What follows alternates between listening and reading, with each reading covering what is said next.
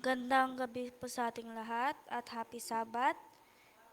Para po sa ating paninimulat, tayo po ay magsipagtayo at awitin ng Oh Brother, Be Faithful.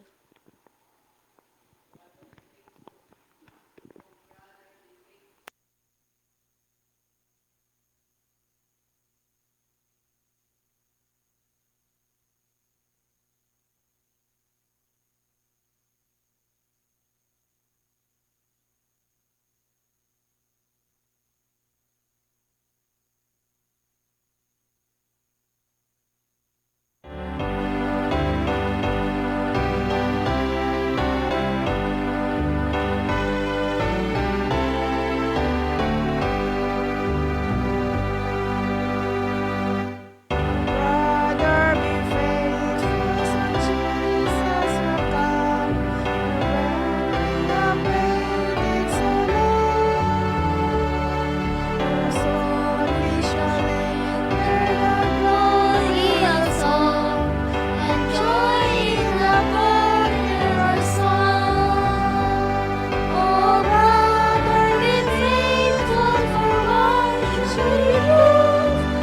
Faithful and faithful and strong. Such deep sense of bounded and infinite love, who died to redeem us His own. Oh, brother, be faithful, the city of gold, prepared for the good and the blessed, is waiting its portals of pearl to unfold, and welcome thee into thy rest. Then, brother, be faithful, not long shall you stay, and praise the Lord. Time's dark night of sorrows is wearing away. We wait to the glorious morn. Oh, brother, be faithful, He soon will descend. Creations of omnipotent name. While angels of angels His triumph attend, and pamphlets of victory bring. Oh, brother, be faithful, and soon shall thou hear the Savior pronounce the glad word. Well done, faithful servant, thy title is clear, to enter the joy of the Lord. Oh, brother, be faithful, return in these years, shall tell for thy faithfulness now. When bright smiles of gladness have sheltered thy tears, abhorred and blame on thy brow.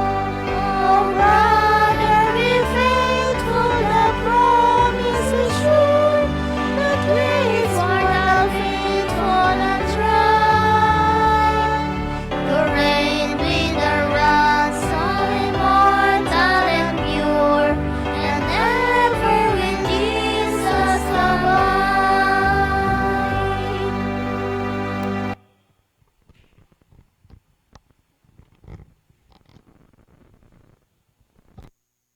Tayo po ay maglood sa ating panalangin.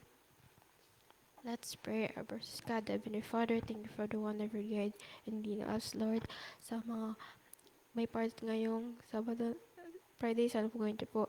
Ipanalangin po sila. Please knowledge and wisdom at wala po mga masama. Let's pray. Amen.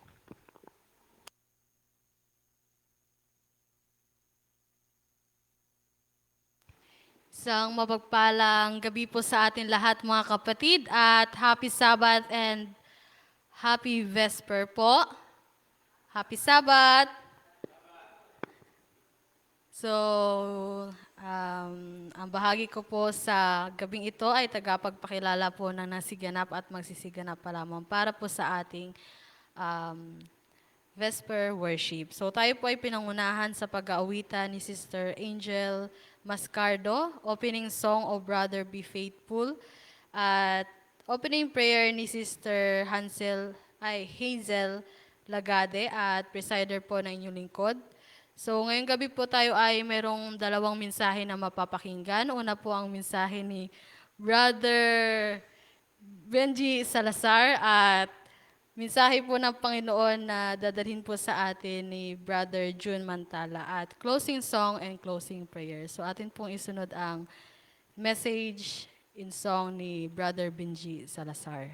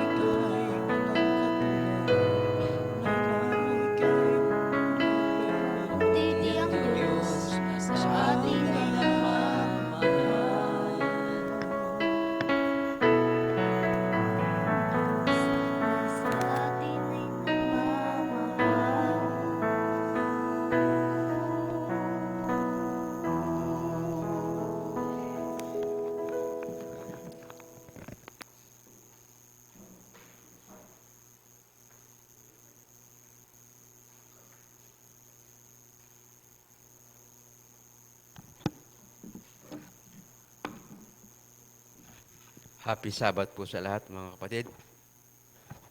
Kumusta na po ang ilang araw? Pagod, ma'am? Stress at problema? Pero sabi sa awit, mabuti ang Diyos. Nagmamahal. Sobra-sobra, Brother Ronnie. Kasi kung hindi tayo mahal ang Panginoon, baka wala tayo sa bahay-sambahang ito ngayong gabi. Baka kung saan tayo ngayon naka-standby, Brother George. Talaga ang Panginoon ay mabuti, dakila, at yung kanyang pagmamahal ay sobra-sobra sa atin. Salamat po sa umawit. Pero kung ating hihimay-himayin yung awit, sapat na yun para ngayong gabi ay bulay-bulayin natin yung mga salita ng awit natin napakinggan na napakabuti talaga ng Panginoon. Siguro po meron akong mga isang talata lang o 2 talata na ibabahagi ko sa inyo mga kapatid ngayong gabi. Ano ba ang tanungin ko kayo kahit hindi kayo sumagot sa inyong kaisipan, ano ba ang hinahanap ngayon ng karamihan sa mga tao? Sa pangkasalukuyan na buhay natin. Pera? Pwede. Sasakyan? Ayaw nang maglakad? Bahay? Para may makita na maganda ang bahay niya? Malawak na lupain? Pwede rin. Ano pa? Magandang asawa? Para maipagmalaki? Posisyon? Para makilala? Maraming, kung ating babaybayin isa-isa ngayong gabi, napakaraming hinahanap ng tao sa mundong ito. Nag-iimpok ng napakaraming pera para sa hinaharap, para hindi magutom, ma'am. Inihahanda yung kinabukasan para kung dumating man yung kahirapan, walang gutom na mangyayari, Brother Anis. Ano pang hinahanap ng tao? Kaligayahan sa buhay? Hinahanap ng tao yan.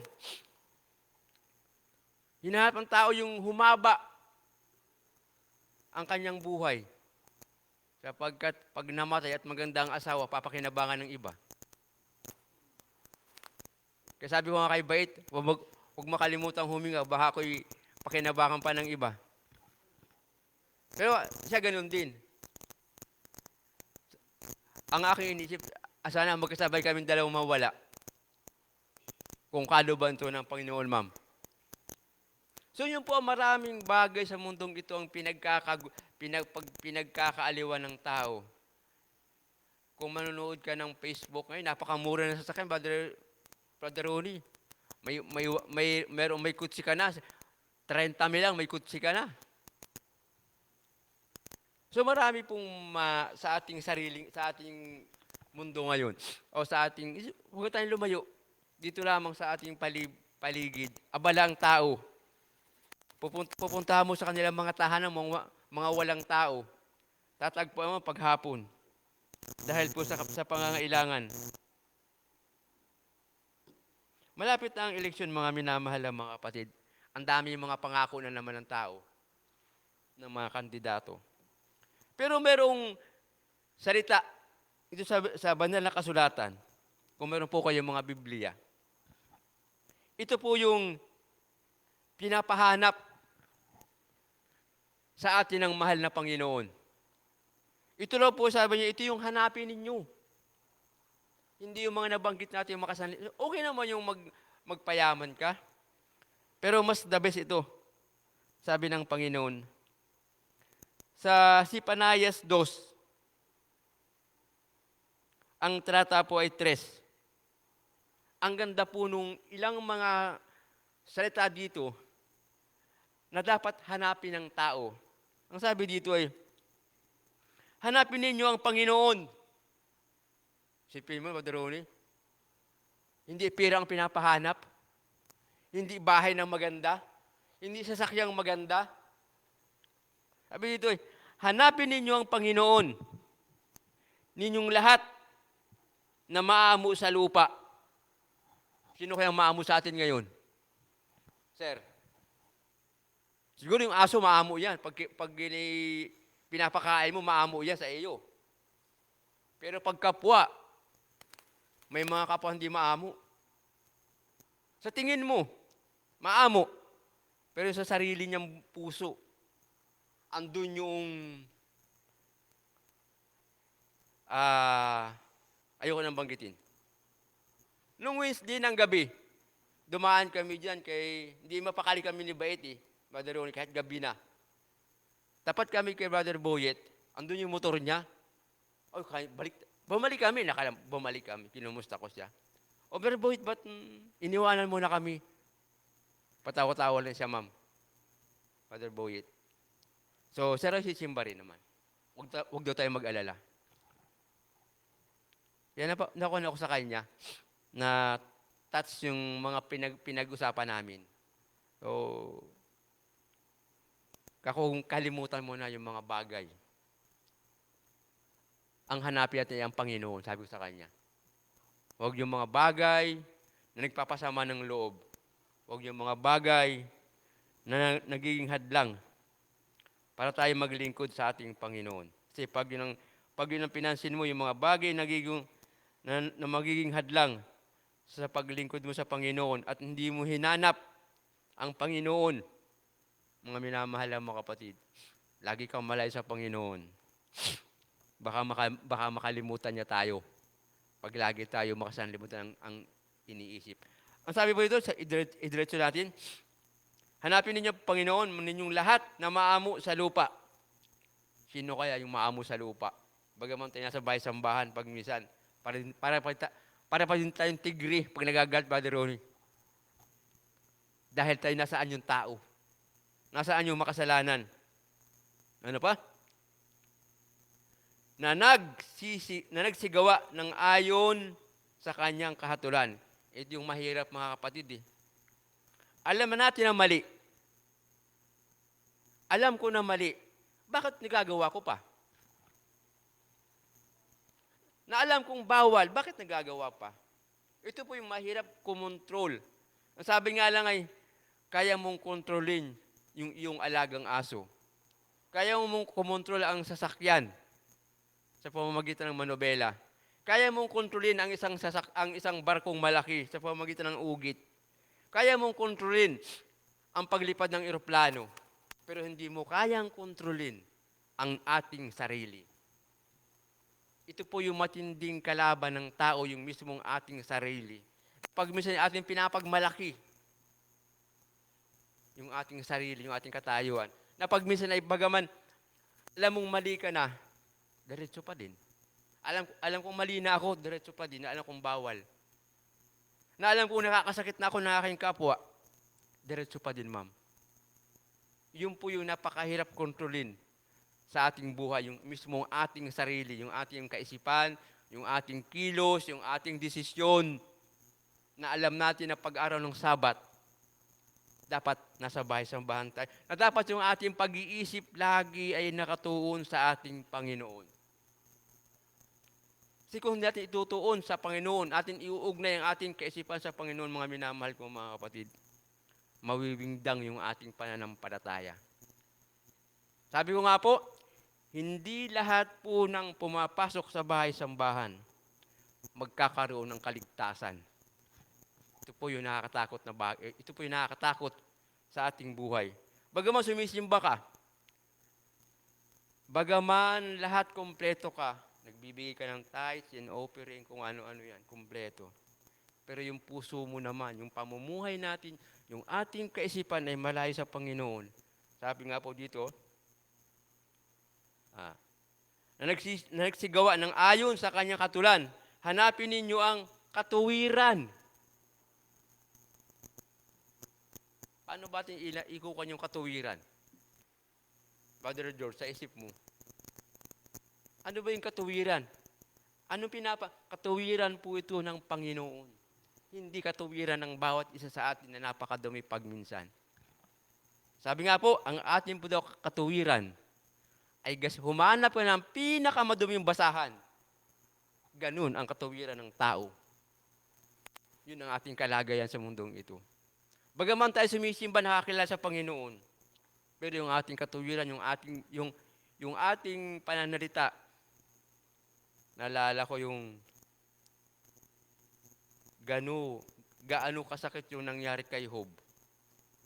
Pag naiisip ko mga minamahal ng mga kapatid, kung ako kaya sa katayuan ko ngayon sa akin mangyari yun, bitawan ko kaya ang Panginoon? Isang katanungan sa ating mga minamahal ng mga kapatid. Katuwiran ng Panginoon ating pinapahanap. Hanapin ninyo ang kaamuan. Parang mahirap gawin ito, Brother Ronnie. Paano bang maging maamo sa harap ng iyong kapwa? Pag po ako nagdadrive, at pag medyo yung nasa unahan ko ay sabi ni ba ito, andiyan ka na naman. Bagaman hindi naririnig ng tao yung aking mga sinasabi at kami lang sa sasakyan, nakikita sa akin yung hindi maamo ng mga salita. Nakikita sa akin yung reaksyon na hindi maganda, mga minamahal ko mga kapatid. Kaya napakahirap, sabi ko, mahirap maghanap kung ating pagbabasihan lang po ang ating katuwiran. Mawiwindang tayo kung tayo malayo sa ating Panginoon. Yung kaamuan is madaling sabihin. Sabi gaya ko kanina, madaling paamuin ang aso, anumang hayop madaling paamuin. Pero yung sarili natin, mahirap paamuin, mga minamahal kong mga kapatid. Kasi kung ididiretso natin yung talatang ito, pag wala sa atin yung mga bagay na nabanggit dito, na ang ating hinahanap ay makasalibotang bagay, mga kapatid, ating balikan doon sa Sipanaya 1, talata pong 14. 14. Ito yung mangyayari sa atin pag hindi natin napanagumpayan yung mga pinapahanap sa atin ng Panginoon.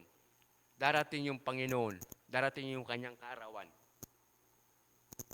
Sino bang mahilig umatid ng kaarawan, Brother George?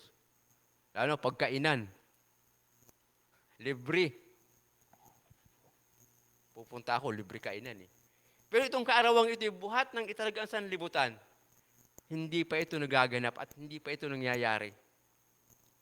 Buhat pa kay Adan hanggang sa kasalukuyan, itong birthday na ito ay hindi pa nangyayari kailanman. Pero ito yung malapit ang dumating. Pag hindi natin hinanap, ito yung mararanasan natin. Pag hindi natin hinanap ang mga nabanggit sa talatang 2:3. Pag hindi natin hinanap itong mga bagay na ito, mga kapatid, tatamuhin natin. Kayo na pong bumasa, kung may mga Biblia kayo, Sipanaya 1, talatang 14 hanggang 18. Yun yung mangyayari sa atin. Kayo na pong bumasa, mga minamahal na mga kapatid. Pag hindi natin pinagpatuloy yung pagtuklas sa ating mahal na Panginoon, tayo nagtitiwala lang po sa ating sarili. Yun yung mangyayari. Sa talatang 18, nakakatakot po yung sa 18 talata na mangyayari sa atin kung hindi natin nahanapin ang Panginoon. Gagaya po ni Job, ni Job nga, kung babasahin mo yung Job, ang ganda po nung kay Job dito na kon eh. Job 1, ating isama, bago ka magtapos. Job 1:1. Ano po sabi dito? Mayroon po itong ilang talata rin, ay ilang salita na napakaganda. Siya po ay lumakad ng sakdal. Si Job. Lumakad siya ng sakdal. Matuwid. At natatakot sa Panginoon. At humihiwalay siya sa kasamaan. Mga kapatid, iniiwasan niya yung kasamaan. Lumalakad siya ng tuwid. At siguro iniiwasan talaga niya itong mga bagay na hindi karapat-dapat banggitin o bigkasin o sabihin ang mga maling salita na alam niya ng mali. So mga kapatid, ngayong gabi ito ilang mga paalala sa atin bago po tayo umuwi o maghiwa-hiwalay. Nawa, yung mga ilang talatang ito na nabanggit ko ngayong gabi sa atin, lagi po nating isuriin yung ating sarili. Sa araw-araw ng ating buhay, lagi po itong binabanggit sa kalipay.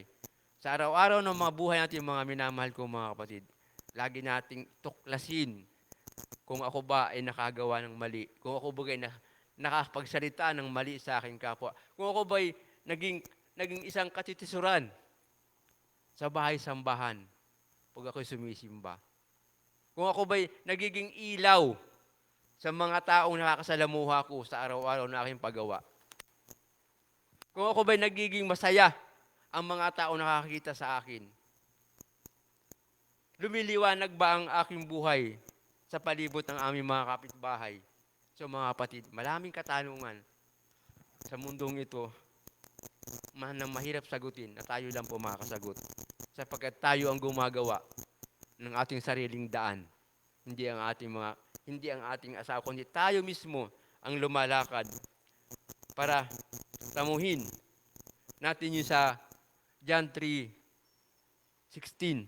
Ang sabi doon, sapagkat gayon na lamang ang pagsintan niyo sa sanlibutan, na ibinigay niya kanyang buhay, ang kanyang bugtong na anak, upang ang sinusumpalatayog mapahamak kundi magkaroon ng buhay na walang hanggan.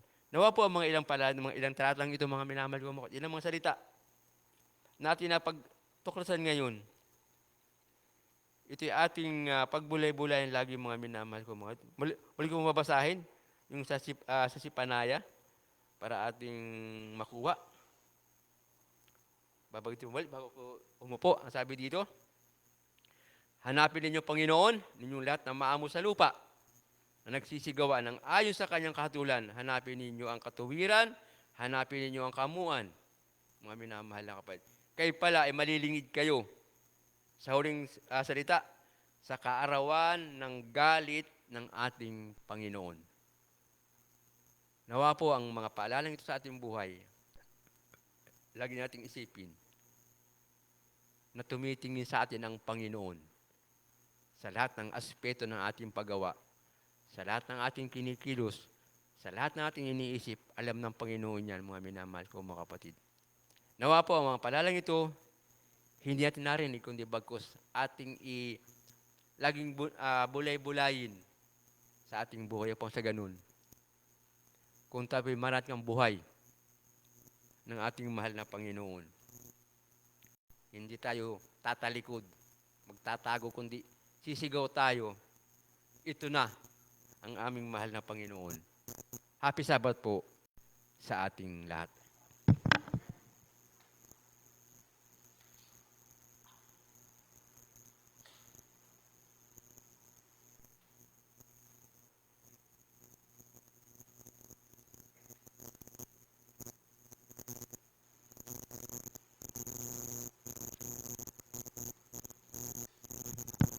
Para po sa ating pagtatapos, tayo po ay magsipagtayo at awitin ang Holy Dine.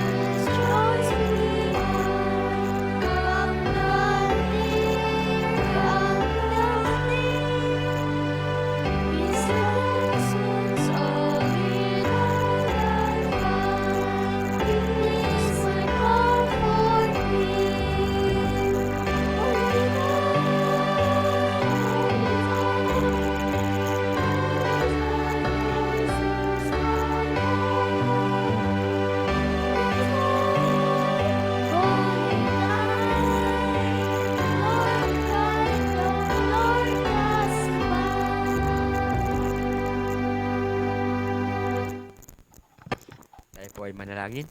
Salamat Panginoon sa gabing ito. Salamat sa mga paalaala na binigay mo sa amin. Nawa po sa araw ng bukas, muli ka namin purihin, pasalamatan sa inyong pangalan. At sa aming pagsamantalang paghiwa-hiwalay, papawi sa aming mga tahanan. Ama, ang pag-iingat at ang aming hinihiling. Nawa po ang buong Rampano Church, magkaroon ng isang hangarin. Ang hangarin na yung diyan sa langit na bayan. Hindi ang aming sarili ang manguna, di ba kasama? Palagi kaming paalalahanan, palagi kaming patnubayan upang sa ganun. Gumawa kami ng sang-ayon sa inyong kalooban.